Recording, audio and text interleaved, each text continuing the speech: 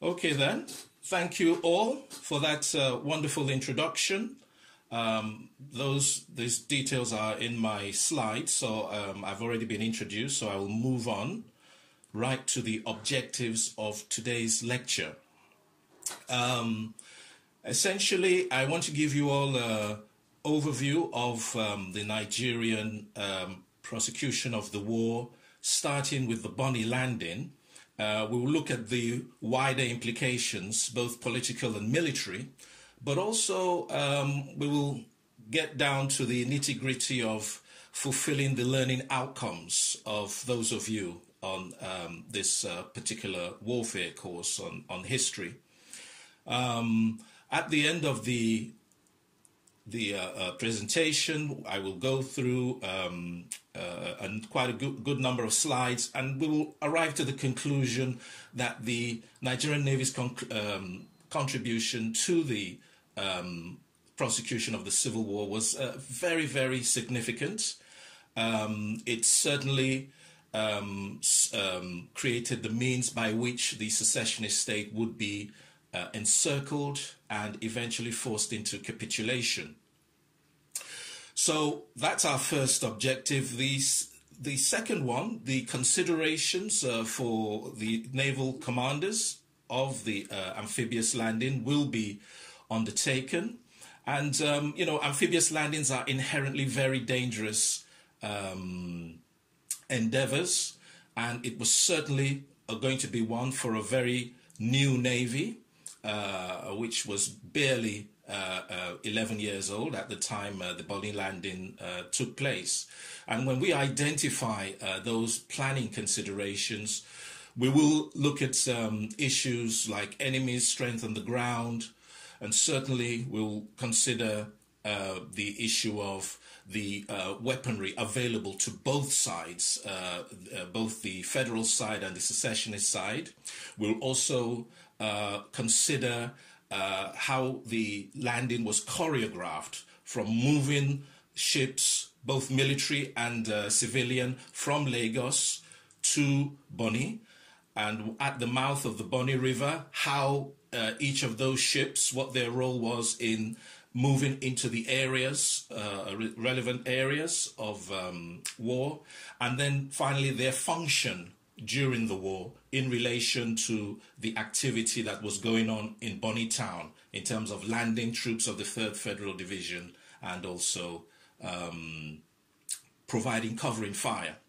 We'll also understand the key factors affecting landing operations. We're going to focus on the areas of physical geography and assessing the strength of the opposition, both of them based on available intelligence. And so when we look at the geographical features, we're going to look at issues that were considered, such as the nature of the beach, the gradient of the beach. We'll look at how the sea conditions are, tidal information. We'll also look at the roles played by the commanding officers of the ships involved in what came to be known as Naval Operation Order Number 1 of 1967. The most famous landing in history is, of course, the Normandy landings in 1944. And as fate would have it, one of the participants in that landing was a military officer serving in the Nigerian Navy by the name of Commander James Raw. He navigated a ship that landed the first wave of American troops onto Utah Beach, and he played a very significant role as the only officer who'd faced gunfire on landing on a beach in preparing this military operation in Bonny. We'll also make reference to two future chiefs of naval staff. At the time, Captain Soro, Nelson Soro, who was commander of NNS Nigeria, and Lieutenant Commander Akin Aduwo, who was the commander of NNS Ogoja. I will be referring to the officers by their ranks at the time of the operation. And when we go through all of this, I hope that you will be then in a position to draw lessons for the future conduct of amphibious operations conducted by the Nigerian Navy. That's my chronology. This could easily be a book. This could be a 1.5-hour lecture. I will try and limit it to 45 minutes. We will be focusing on the preparation of the landing, but also apart from the preparation and the actual implementation, we must say something about the level of preparedness of the Nigerian Navy, because one of the things you want in staging any sort of operation, a special force operation, a operation that has to do with amphibious landings, is you want that element of surprise. And it did appear that the secessionist side, prior to the operation, members had defected from the Nigerian Navy, and they had basically debilitated a lot of ships, navigational equipment, and that sort of thing. And the Nigerian Navy was not expected to participate in a significant way in the Civil War. And they were sorely mistaken about that, as I will show. So that was the background in Nigeria. I'm not going to go into these details here, but only to say that the Navy was under the able leadership of Commodore, as he then was, Joseph Akinwale Way, who, as the head of the Nigerian Navy, did not participate in any military coups, but tried to solve the nation's problems. He gave legitimacy to the two military regimes that were established in 1966. And he also played a part in the Aburi Conference that tried to bring peace. But the country was obviously in a volatile state of affairs. And this is just a pen portrait of Admiral Way, an engineer by background. He would supervise and approve each of the landing operations, starting with the Bonny operation in July of 1967 and ending with the operation in Oran in March of 1968. Now, Nigerian army was severely hampered by divisions.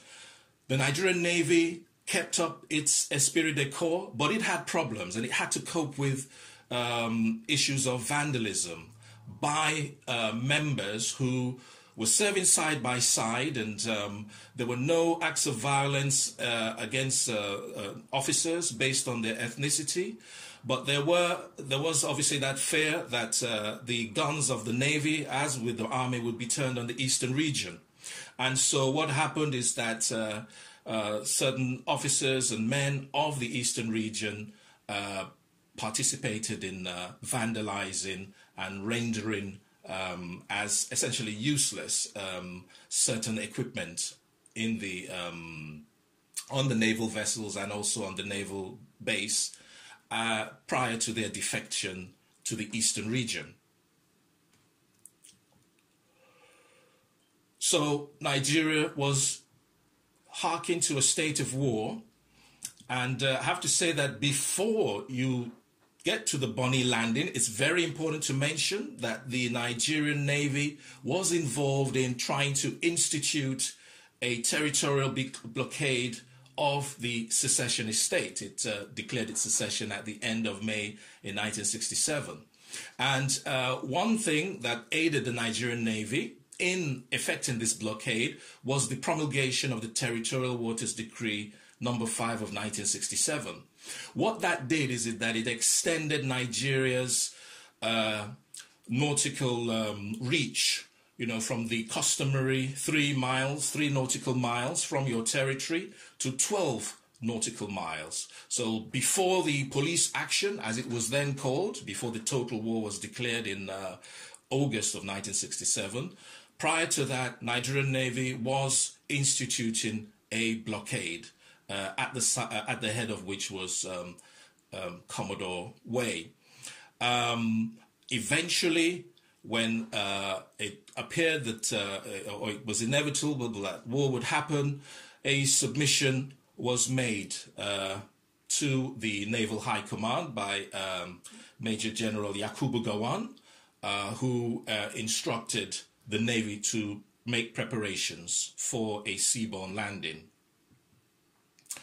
Before we go into that, just to remind those who need to be reminded, some of you are from other forces, may also just need to bear with us, just to a very brief examination of amphibious warfare, which, as we can see, is defined by the authors Ian Speller and Christopher Tuck as a type of offensive military operation that today uses naval ships to project ground and air power onto a hostile or potentially hostile shore at a designated landing beach. Well, this is what was going to happen at Bonny. Of course, Nigeria did not have air power at its disposal. Air power did feature, however, in the penultimate and final stage of the landings at Oran and Calabar prior to that. Amphibious landings are usually classified into 5 areas, or usually 4 areas, and an extra one has been added in more modern times. First of all, you have an amphibious assault, which is exactly what the Bonny landing was, but I'll just quickly differentiate it from the other forms of amphibious operations, which Bonny wasn't. Bonny wasn't a withdrawal, that is where you're removing troops and manpower and equipment from a hostile shore. It wasn't a demonstration where you are trying to deceive the enemy by pretending you're landing somewhere where your intentions are elsewhere, or a peacetime exercise designed to show your resolve to a potential adversary. It wasn't a raid where you go with a specific mission to debilitate your enemy and then you withdraw. And it certainly was not amphibious support, because it had nothing to do with humanitarian relief. So Bonny was about an amphibious assault. And what did that involve? It involved the transporting of troops to a zone, landing them on, putting them on land, and giving them support through bombardment and through covering gunfire. And that was the basis of the Bonny landing. Now, any starting point of the Bonny landing should begin with the person of Commander James Raw. As I said earlier on, he was a veteran of the Second World War. He participated in the Normandy landings, the biggest land invasion in history. And he, at the time, was, as my pen portrait shows, he was a principal staff officer, essentially the chief of staff to the naval head. And he was also the commanding officer of the naval base. That office later became Western Naval Command. So he was a pioneer, the first person, British or Nigerian, to join the envisaged Nigerian naval force when Nigerian was being transformed from a merchant sea marine department into an armed service. And he began his service as a hydrographer. These skills were going to be very useful. As I said earlier on, he was the only officer in the Nigerian Navy who had actually faced gunfire on a landing. His knowledge as a hydrographer was very, very important. Because he explored Nigeria's coastline, you know, from Badagry, Lagos, all the way to what was when southern Cameroon was part of Nigeria. And ironically, although he was an expatriate, he actually knew the coastline of Nigeria much better than other navigators in the Nigerian Navy.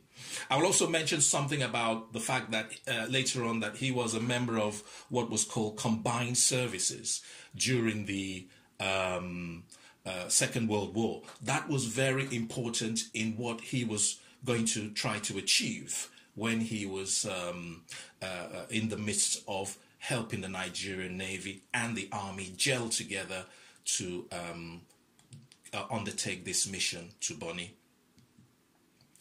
Now, he presented a paper, and I'm going to sort of summarize that paper for you. Before that, just a brief reminder, two key issues. The first thing is we're dealing with a young Navy, Nigerian Navy at the time, and the fact that Nigeria did not possess what one could call a military intellectual complex. Nigeria was a young nation without a naval tradition that had been built up for centuries, for decades. For that, you need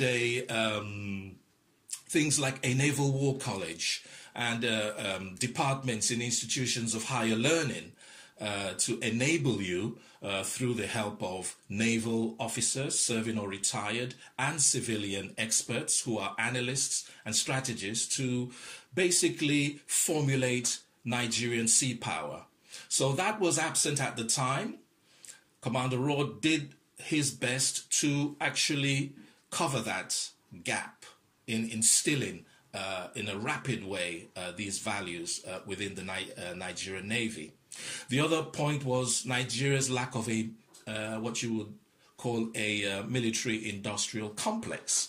The merchant ships, the naval ships that Nigeria was going to use were not made in Nigeria because the country as a whole had not developed an industrial base. And that presented problems, which again we will mention the way in which they were overcome. But on to Commander Raw's paper, and I will just remind you about the words made by a contemporary maritime strategist named by the name of Professor Toshi Yoshihara.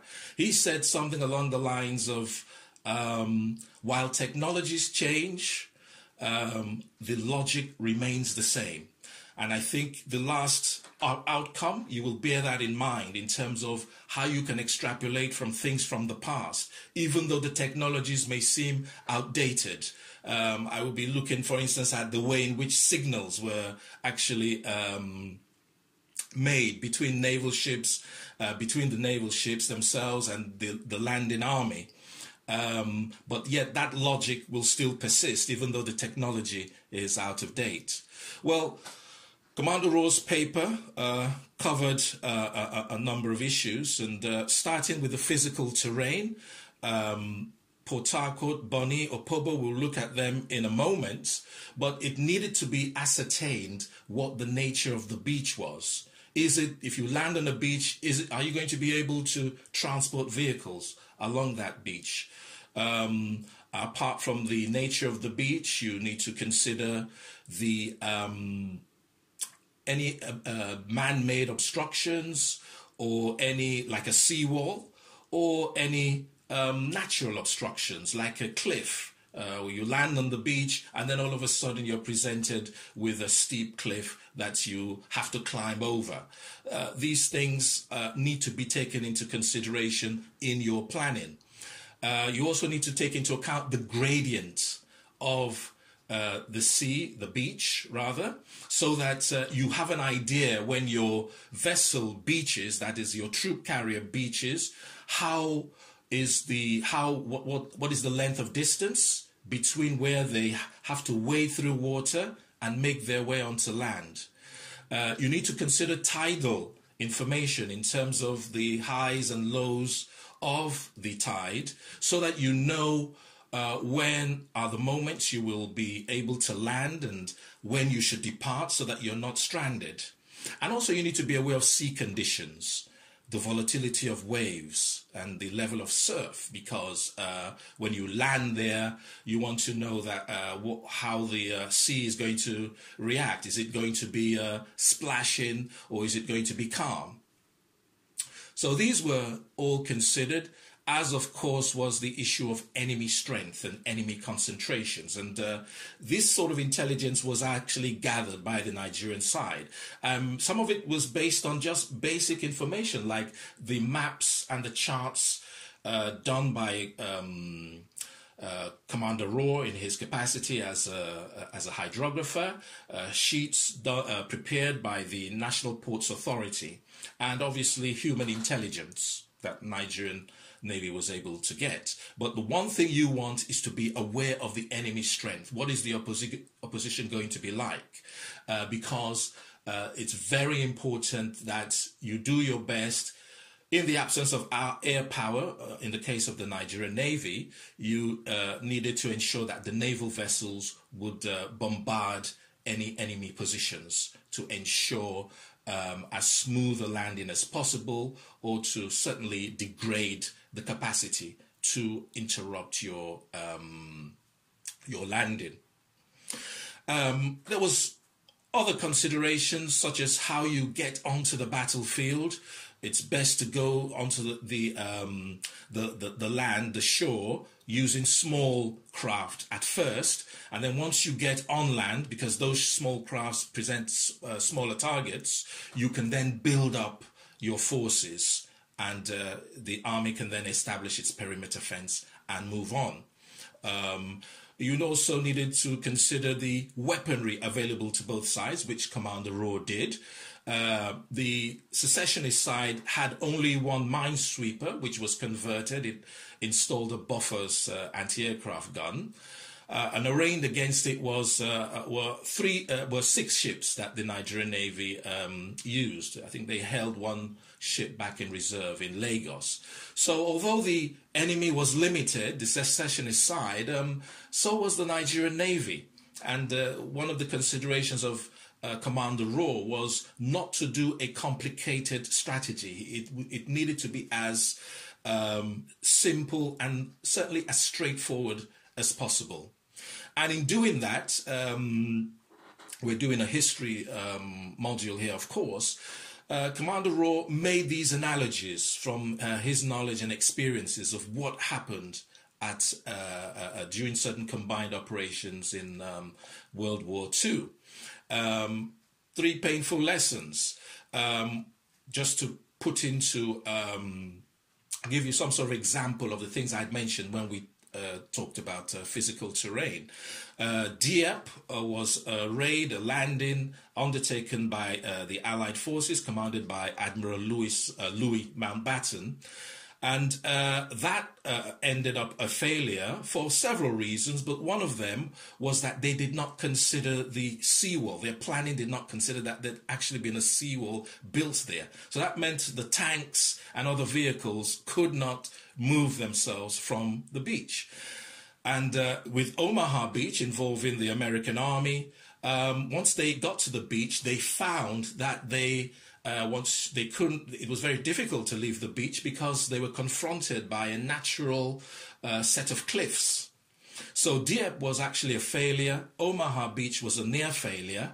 And when you are confronted with those issues in an amphibious landing, which is obviously what the Nigerian Navy wanted to avoid when they got to Bonny, was the element of surprise. So element of surprise was lost in Dieppe and Omaha Beach, something which was the case with Walcheren, where the Royal Navy bombardment and also the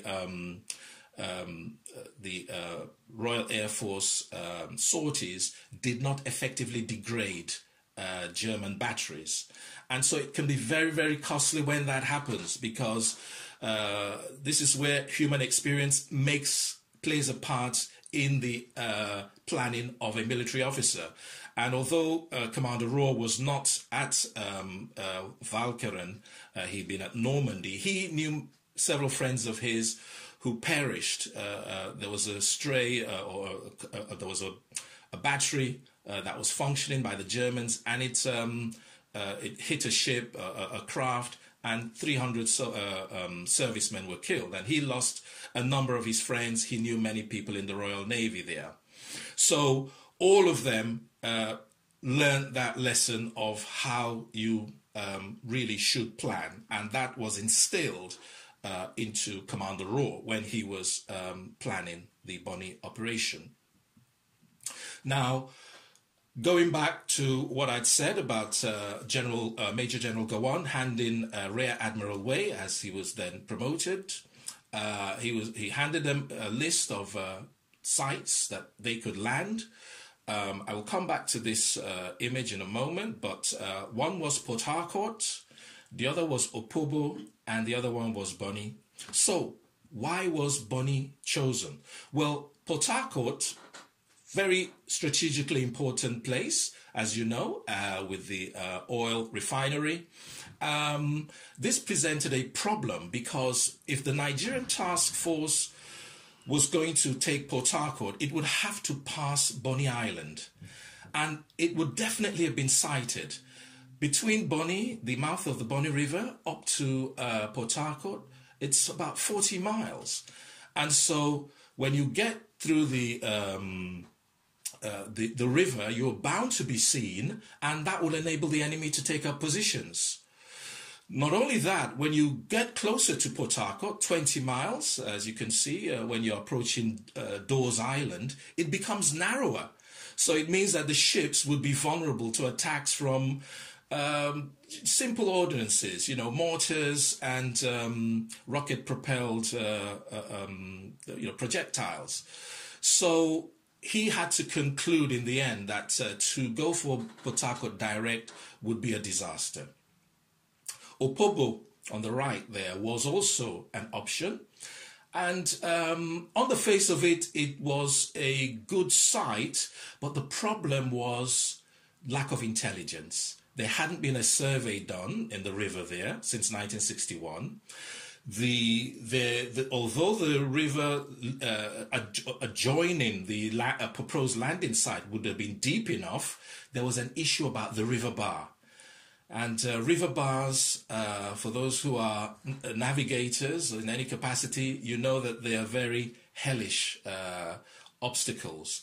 And there was a doubt as to what the level of depth was at the river bar. And you did not want to risk your landing craft, which could get beached on either side of the spit. So that would have been one risk too much. I think also the lack of intelligence was that there were no fairway buoys, that would indicate to ships which areas are navigable. And also the lighthouse, there was no information on a beacon, which will enable ships to know how to pitch themselves so as to enter a river. So Bonny had to be discounted. Opobo had to be discounted, which left Bonny. And Bonny was, of course, strategically important with its oil terminal.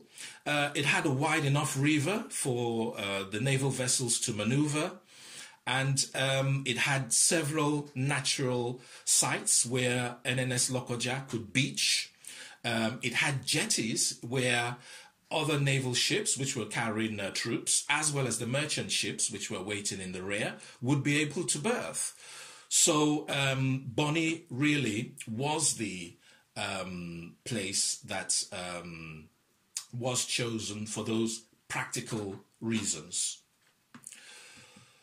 So these were the advantages, as you can see, for what would happen if Bonny could be taken.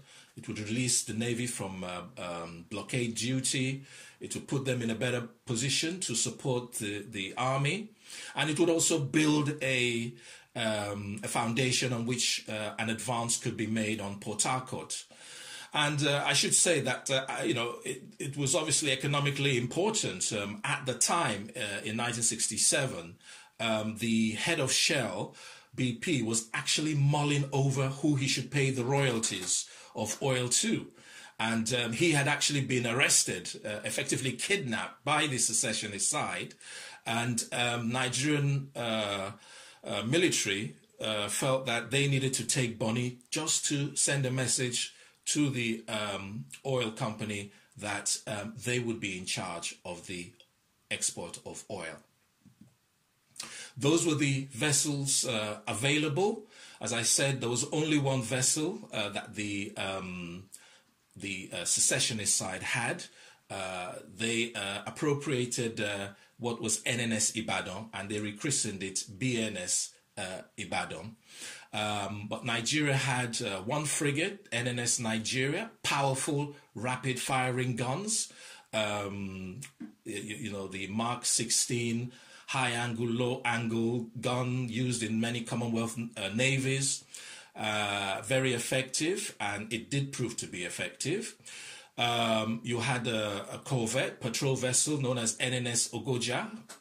That also was a very effective, perhaps the most effective Nigerian vessel during the naval war. You also had these 3 seaward defense boats, Enugu, Benin, and Kaduna.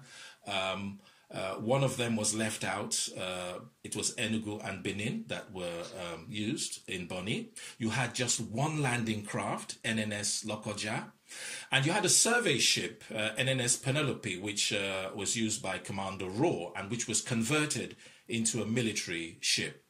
And added to that, you had the merchant ships, Jaja, MV Jaja, and MV Bode Thomas, who were carrying, which were going to carry troops and also stores for the task force. That's a photograph of NNS Nigeria. So at the end of his paper, Commander Raw basically put it to the High Command of, obviously consisting of Rear Admiral Way and Major General Gawan and the Supreme Military Council. And the question was, do the risks outweigh the advantages? You have to weigh up your options, and the go-ahead was given that the first amphibious landing by a black African Navy would take place. So this is the beginning of the mission report compiled by Commander Raw. And the situation and the mission was very, very straightforward. Bonny was occupied by 300 strong military, all in prepared positions.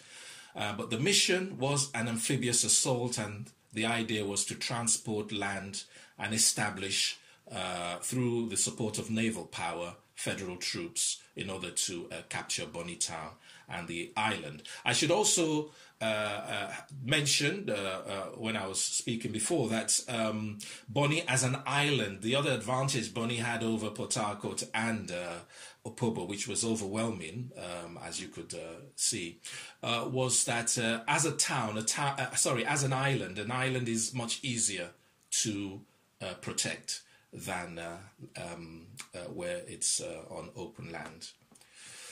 So the chain of command needed to be established, and these are the 3 key figures. You had Captain Nelson Soro, the officer in charge of the operation. Lieutenant Colonel Adekunle would be the officer commanding land forces, and then Commander Raw was the naval liaison as well as the forward control officer. I'll explain Raw's role, which was essentially leading the forces, Nigerian Navy, into battle, and then acting as a communicator with Captain Soro, who would then communicate back to naval headquarters in Lagos. But that is the top chain of command, which once the landing was complete would divide. Quick look at Captain Soro. Captain Soro was a merchant marine officer, and he was transferred to the Nigerian Navy in the late 1950s. He became Nigerian Navy's first warfare officer, first black African to command a ship, and certain other accolades. And he was essentially, right from the beginning, the designated successor to Rear Admiral Way. This was going to be the order of battle. The disembarkation of troops was supposed to take part in 3 stages. NNS Lokoja would land troops in the northern part of Bonny Town. Northern part of Bonny was selected through intelligence, which showed that it was not well defended. Most of the secessionist forces were located in the southern part of Bonny Town and Bonny Island. So Lokoja would dock, offload troops if things went well. Then when the situation permitted, NNS Nigeria would come in and berth at one of the jetties and offload troops. And then once Bonny had been captured, you would bring in merchant vessel MV Jaja with the troops and the stores. And more on the command structure, the idea was that during the operations, the person who was effectively exercising control, although Captain Soro was in charge of the operation, was NNS Penelope, Commander Raw, who would operate flexibly between the ships and be issuing them with instructions and then relaying that back to Captain Soro, who, when the condition permitted, would come in to the Bonny River and also then formally take command. But after the completion of all the landing operations, then the sea and land commands would divide. Lieutenant Colonel Adekunle and the 3rd Infantry Division, they would become the land forces, and then the sea command of the Nigerian Navy would be involved in patrolling and supplying stores and equipment and the like. These are the officers who took part or who were designated to take part. The last one, I believe Lieutenant Commander Adegbite did not participate. He was probably held in reserve in Lagos. And I think it was Lieutenant Promise Fingesi who took that command of NNS Benin. So in the planning of the operation, I want us to look at the 3 stages in which the operation occurred. Right from the initial movement of vessels from Lagos to where you get to the mouth of the Bonny River, and they prepare then to move into the area of operations. I will explain how the area of the Bonny River was divided up, and the adjoining land was also divided up in a way in which the task force had separate functions to perform. When the 3rd issue there is during the landing operation. Okay. So basically, all ships emanated from Lagos. They all had different speeds, capacities, so their departure was staggered. The first to leave was Lokoja, but Lokoja wasn't going directly to Bonny. It went to Escravos, where it liaised with, it rendezvoused with one of the merchant ships, and a number of federal troops were embarked onto the merchant ship. The second ship to, if I just finish that off, the Lokoja remained at Escravos. It also went to Ogidibeng, but it went to Escravos eventually and waited at Escravos. Penelope left second, but it was the only one that went directly at 7 knots. After that, you had the NNS Nigeria, and then Enugu and Benin and Ogoja going together and meeting up with Lokoja and the merchant ship at Escravos, and they all sailed together and then joined NNS Penelope, which was waiting at Bonny Fairway Bay. So that was the initial movement. Now, at the mouth of the Bonny River, you had this division, all orchestrated, choreographed by Commander Raw, whereby, as you know, the military tradition is to divide up the sea into areas. You can see Quebec, can see Papa and Oscar right below there. Papa and Oscar was where NNS Nigeria was scheduled to be situated. It would be brought in at a feasible moment, but it was kept out of danger there. NNS Ogoja would head into Area Sierra, and then the 2 other ships, Benin and Enugu, would move into Area Tango. Behind them was Lokoja, and then from Area Tango, Benin would accompany Lokoja to uniform. It would escort it to uniform. But that was the division. I'm going to come back to that slide in a moment. The adjoining land in Bonny town was also divided up. Of particular interest here, you can see area Gulf, sort of in the middle there. That was where we'll find out NNS Ogoja was supposed to target. But one area that was supposed not to be targeted by the task force, unless necessary, was the one designated as Area Foxtrot.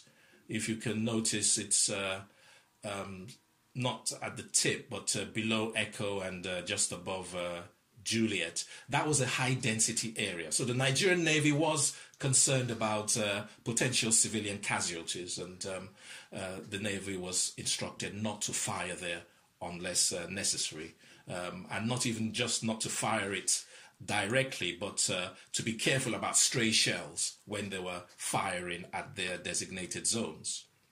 So if we look at that in a little bit more detail, NNS Nigeria was situated out of reach of, hopefully, of the secessionist forces in area Papa and area Oscar.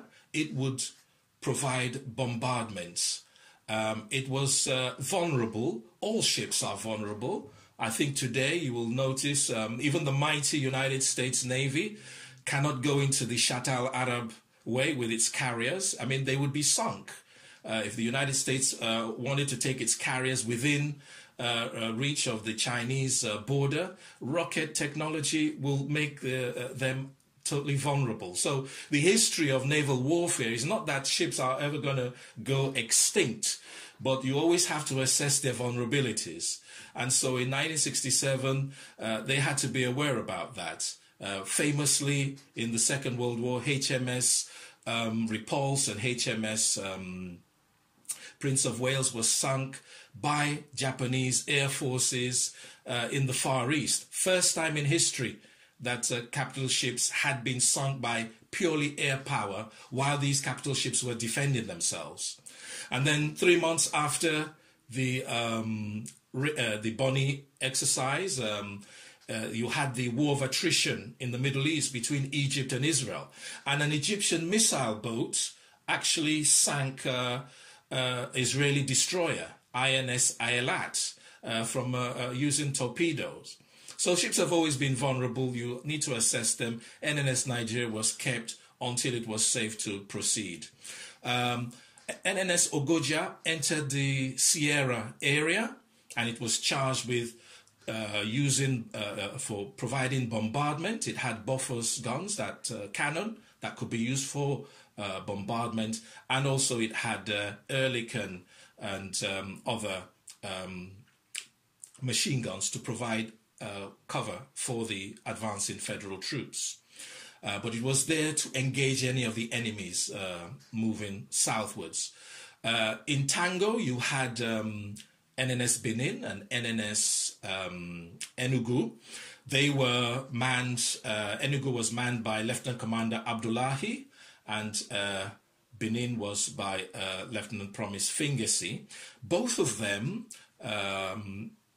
were to also provide bombardment duties on the shore area where the landing was going to take place with NNS Lokoja. And as I said earlier on, NNS Lokoja came through eventually. Benin escorted it, and it was due to land somewhere in the northern part of Bonny town, where it was up to Commander Joe, where he was going to land the troops. We also need to mention something about signal communication. Before I do that, I should also just remind you, I'd mentioned Commander Rohr's role, that he was there sending out instructions and also sending communications back to NNS Nigeria. And when the situation permitted, he would send a signal to Nigeria that it was safe to come into the Bonny River, and also for the command to be officially transferred to Captain Sorrow. But I wanted to mention the issue of communication through flares, because once the troops, federal troops, led by Lieutenant Colonel Adekunle, were on Bonny town, they needed to fire projectiles, these flares, sometimes called star shells, to give a signal. They call it in a quaint way, one green very light, so that would indicate to Lieutenant Commander Aduo in area Sierra where the troops were. If the Federal Army did that, Aduo and other commanders of the Navy would know that anybody to the south was the enemy, anybody to the north was a friendly person. So it was there to avoid friendly fire and to maintain pressure on the enemy. In the same way, when Lieutenant Commander Abdullahi and he was on Enugu, and it was scheduled to be Adegbite, I believe it was Fingesi. When they were firing on the jetty, before they started firing on the jetty that was supposed to be the site of the landing, they were also to fire one flare, one green flare. And that once that was done, Commander Raw would back it up, just in case Nigeria did not see it, NNS Nigeria, he would back it up with radio communication. And so the idea was Benin and Enugu were to fire on that landing site, and then once Lokoja was ready to beach and release the soldiers, Lokoja would release its own flare. This is a bright red flare, which would indicate that they should stop firing. Once that landing was going on and the Nigerian army was establishing itself, both Benin and Enugu would move from area Tango into area Uniform, where they would be prepared to meet any vessels heading down the Bonny River or any aircraft and to engage them. And there were other bits of guidance. I wouldn't go through them in all great detail, but essentially all ships were supposed to be prepared to defend themselves at any time. The issue of logistics was important. That obviously covers things like food, fuel, and water. And so before they left Lagos, all the ships were instructed, you shouldn't leave port without being 95% fueled. You must stock up on dry and fresh provisions of food, which should be able to last for at least 7 days. And that sort of thing. Ammunition, of course, needed to be stored to the maximum and be put there, provided the stowage space was available. Medical, everybody had a first aid. I don't think it was the best at the time, but each ship had its own medical first aid facilities, but you had the doctor and the medical team on board NNS Nigeria. And if anybody was injured during the battle, when time permitted, they would be transferred to NNS Nigeria. NNS Nigeria also contained replacement personnel for all the ships. And also tidal information, which we addressed as one of the areas of physical geography you need to take into account in your planning.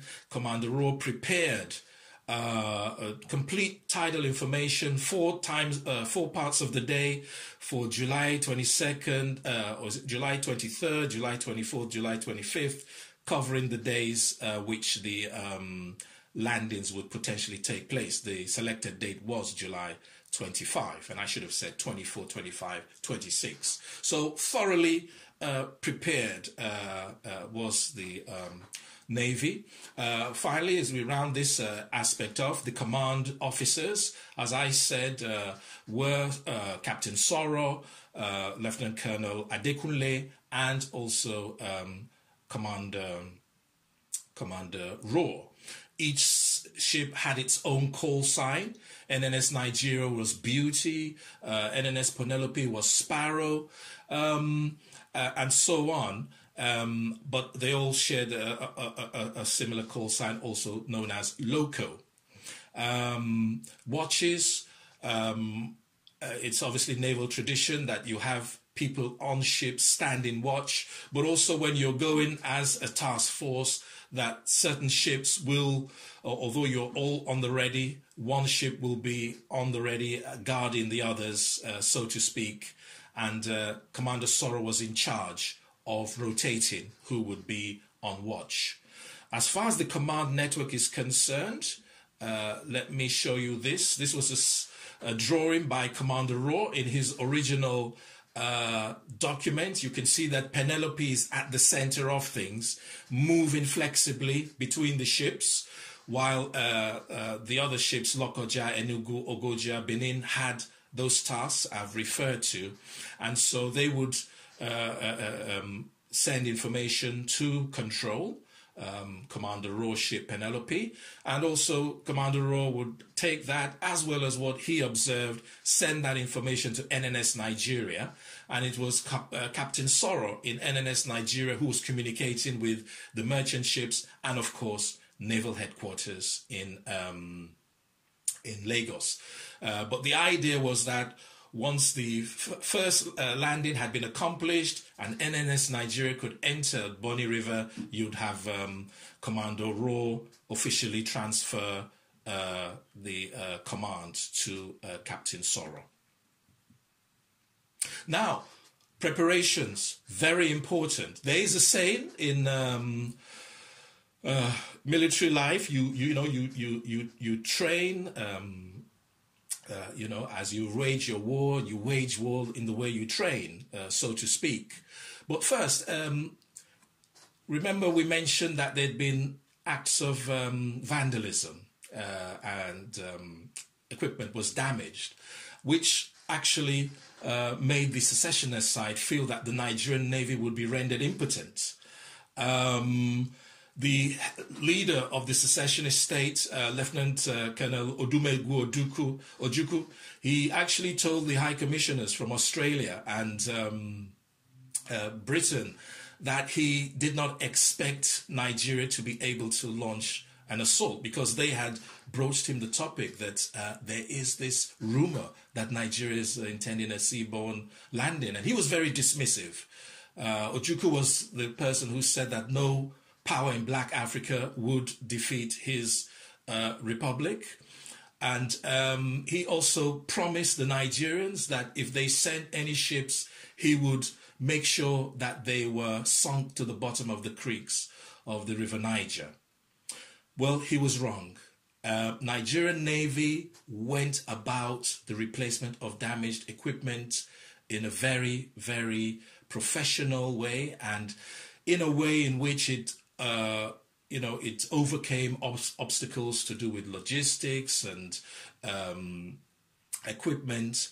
They had, as Adekunle mentioned in his memoirs, they had excellent relations with their suppliers abroad. So things were replaced in great haste, but efficiently. You also had very competent second-level maintenance within the Nigerian Navy. So that was taken care of, and everything was done under a veil of secrecy. I mentioned Nigeria and its lack of an industrial, a military-industrial complex. Well, certain things could be catered for locally. One of the things that became apparent was that the troops who were being transported by the Nigerian Navy would need life jackets. So what happened was that, and the question was, how is a troop, the typical soldier with his steel helmet, in his completed kit, how is he going to wade through the water? Things can get very heavy, cumbersome. So Commander Raw arranged, he got Major, as he then was, Major Tony Ochefu, to bring a soldier who was all kitted out to the naval base. And so what they did is they put a jacket over, and they had polystyrene, and put the polystyrene in this makeshift jacket, and they lowered that soldier by a rope into the ocean at the naval base from a harbor. And they did it up to 4 times before the right amount of polystyrene was found and calibrated. Another area of self-help was also they added a bit of matting and equipment on the NNS Lokoja just to prepare for a soft surface which would make a landing uneven. So that was also catered by the local industry. And obviously preparation involved ensuring that the Navy and Army exercises, they had these exercises at Takwa Bay, but the idea was to get them to gel. And Commander Raw was very important in enabling this. As I said earlier on, he received training with combined operations during World War II. This was a special forces unit that committed raids around continental Europe to harass and degrade Nazi Germany. But the thing about it was bringing different nationalities together, bringing different parts of the armed services, the Navy, Air Force, and the Army together. And in the context of Nigeria, gelling the Navy and Army. Because Commander Raw was a firm believer in integrated operations. He believed that the different services should know how each other's functioned. And most of all, he felt it very important that they trusted each other. And this was all consolidated by social gatherings, including mass dinners. But I must mention the memoirs of, going back to that third point, the memoirs of Adekunle and Soro back up the amount of training that the Nigerian Navy and Army did. I mean, Adekunle remembered them practicing the way in which ships are pitched, in order to enter a particular zone or a river. He remembered how soldiers were disembarked both in daytime and at nighttime. Soro remembered the army being trained in the use of dinghies and outboard motors. So it was a good effort on the part of both branches of the Nigerian Armed Forces. So the die was cast, and the army was going to go into effect. Those are 2 sailors on board HMS Penelope at the time of the Bonny landing, and they're there holding a Vickers submachine gun. I will just stress, I think everybody knows the legend of the Black Scorpion. Lieutenant Colonel Adekunle eventually reached the rank of brigadier, and his relationship with Commander Raw was of great importance in the successful execution of all the seaborne landings, starting with Bonny. That picture shows you both of them at standing in NNS Penelope. They both. Adekunle always went with Raw on his ship. They had an excellent working relationship. It surprised a lot of people in the hierarchy. Everybody felt Adekunle is a mercurial character, a demanding character, very difficult to get on with. But he got on very well with Commander Raw, and they worked extremely well in the preparation and the implementation of these landings, much to the extent that Commander Raw felt that both of them trusted each other implicitly with each other's lives in the face of gunfire. There's a lot of research I've done. I can't go into it. I mean, there was a time when they were in their mission to Koko, Sapele, Warri. Both of them actually felt they were going to die because, it was a very, very difficult mission. Calabar and Oron were also very difficult, but that's part of what makes a successful mission, how your commanders get on with each other, not just on the basis of a friendship, but certainly from mutual respect and the way you combine with each other. They both made their plans, separately, and then they got together to coordinate things before each of the landings. So, sailing orders were given July 22nd, 1967, and as I already described in the initial movement, everything took place as was prescribed, and they met off the Bonny River. And at the dawn of light, 25th of July, 1967, bombardment commenced, and they all went into their positions. There's a funny story that when Nigerian Navy was taking up its positions, there was an expatriate who was having a meal in a building, in the Shell building, I believe it was, and he was there and having a discussion with his steward. And the steward was very confident that those 6 grey ships he saw belonged to the Biafran Navy, that their commander had delivered on his promise to provide a navy. The manager, the expatriate manager, was not that sure.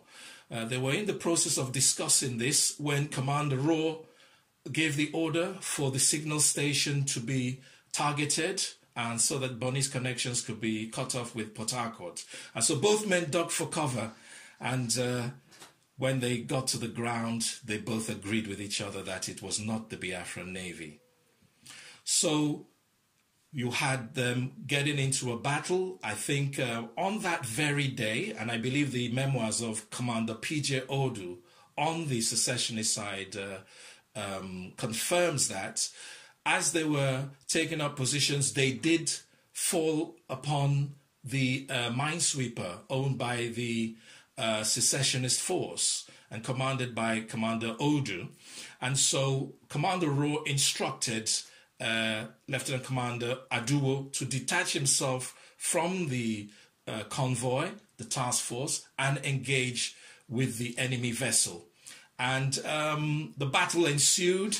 It was, in a way, an unequal battle. Those 3-inch gun, the 3-inch gun by Ogoja was tremendous power, whereas Ibadan only had a Bofors gun, and that Bofors gun kept jamming. So in order to create a distance between him and Aduwo during this battle, he kept turning his ship around. And about on the 3rd turn, he found himself in shallow waters and he was stranded. So it was a sitting target. A cannon was fired by Ogoja, and Ibadan was hit. It was set on fire. It was a gory scene. The people were trapped below deck, and they were burned to death, unfortunately. Those on board had to scramble for their lives. There were a number of bodies littered on the front. But there were survivors, and Lieutenant Commander Aduwo was looking with his binoculars. He could see his old friend, Lieutenant Commander Odu. He got his megaphone, trying to get Odu to surrender. I'm sending over a dinghy for you. But Odu preferred to escape. And so NNS Ogoja returned to duty. It sent a signal to Commander Raw, and very poignantly, Aduwo said, confirmed that he'd sunk an enemy vessel, but that he hoped that the captain was still alive because he was a friend of his. That is a photograph of the stricken NNS Ibadan. It has the words, the Biafran Navy IRP, written on it. This is a photograph from NNS Penelope during the attack. I believe those are naval ratings at the far end, and in the foreground may be soldiers of the 3rd Division. This is another shot of sailors on NNS Penelope manning Vickers submachine gun. And then the landing, the bombardment continued, and it was effective enough to disorientate and dislodge the Biafran forces. I've already gone through what their duties were in the various areas on the sea. and eventually NNS Lokoja was able to land the first wave of ships. And indeed, Bonny, the Lokoja landed the first wave of troops, and while the Nigerian Navy was issuing covering fire. Bonny was captured within 2 hours. That is a photograph of Lokoja, the landing craft tank, the only landing craft tank of the Nigerian Navy, offloading troops. There are people on dinghies heading to the shore. Here's a photograph of Commander Raw and his crew on board NNS Penelope, taking a break at some time during the battle for Bonny. So Nigerian Navy gained a lot of territory. They didn't just capture Bonny, they captured Peterside on the neighboring, which is adjacent to Bonny Island, and they went as far as Dawes Island. They captured the oil terminal intact. Actually, they did take the Shell BP. Commander Raw actually got there. There was a battle with NNS Penelope and some forces of the secessionists, and they actually withdrew from the terminal, but there were too few ships to man it. And as I said, Port Harcourt was not the main target, so they withdrew from the refinery. And they took prisoners, the Nigerian Navy did, and also they salvaged the 40mm gun that was in NNS Ibadan. That's a photograph of Commander Raw with the sailors detaching the Bofors gun from formerly BNS Ibadan. And I have to say something about the relationship between Adekunle and Commander Raw. I've transcribed a short note where he's asking Commander Raw, to send him a vessel to help with the landings up on Dawes Island. As you can see, the Nigerian Navy, very important. Naval warfare, very important in providing covering fire. And the bit of Air Force that the secessionists had were helicopters. And so the Nigerian troops were reassured. And you can see that Adekunle suggested Ogoja, which developed this reputation among the secessionists. They nicknamed it Hot Iron. It was a very, very effective naval vessel in the naval war. And this was the message of commendation from the head of state to Captain Sorrow, which read, "You have all got the right to feel proud, happy and contented with the result of the recent combined operations at Bonny, which was your responsibility to see come off successfully. The Army Commander has sent me a signal saying how nobly well the Navy did in the conveying, landing and support fire role which the Navy gave to the Army at the operations in Bonny." So that was from the head of state, Major General Yakubu Gowon, to Captain Sorrow. But I have to say, and it's very important, once you do your landing, you must ensure that you maintain your gains. And that was almost lost, because what happened was that the secessionists launched Operation Sea Jack in September of 1967. And it's worth examining what was the cause of this. I think there was an issue of the Nigerian Navy not aggressively patrolling the Bonny River after Bonny had been captured. And Adekunle was irate about this. He sent a furious signal at one point to Captain Sorrow, saying that naval ships are not supposed to be in the area just for their good looks alone, that they better get back to Lagos if they're not going to patrol things in an aggressive manner. Now, there was an element of truth in that, but I would say that a lot of the fault was down to how the Nigerian army was developing. Remember, Nigerian army, 10,000 maybe at the beginning of the Civil War. It would eventually expand to 200,000. you had a situation where you could not, it was very difficult to find experienced officers to staff and command battalions. And so in Bonny, you had a depleted force, undertrained and inexperienced command in Bonny. You had, first of all, Escravos. A naval landing had to be made in Escravos to check the Midwest invasion that happened in August of 1967. And then, when the Nigerian army was expelling the secessionists from the Midwest, the secessionist side took the opportunity to attack Bonny because Bonny was on the strength and they had more personnel than the Nigerian army. They had the temerity before they launched the attack, as Adeyinka mentioned, to be mounting these raids and firing shells into Bonny. So by the time Lagos got the message, Nigerian Navy was sent to Bonny, and I think Captain Sorrow recalled how Peterside was on fire and that he could actually see the Biafrans virtually leading them into the sea. So Nigeria attacked.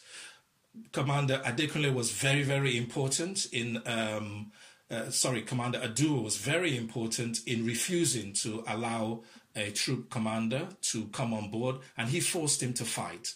So to cut the long story short, Nigerian naval firepower was decisive in eventually defeating. Okay, we're running out of time. I'm going to finish up in just the next few minutes. This is just to formally look at the sea landings that occurred and to say that they were extremely important in terms of the Nigerian encircling of the secessionist side. As you can see there, oil industry installations, the ports, the coastline through which smuggling could occur, it provided the basis of the encirclement and the final defeat of the secessionist states. That is Major General Gowon presenting the colours, which happened in October 1968. So thank you very much. I hope this has, in some small way, contributed to the corporate memory of the Nigerian Navy. Thank you very much.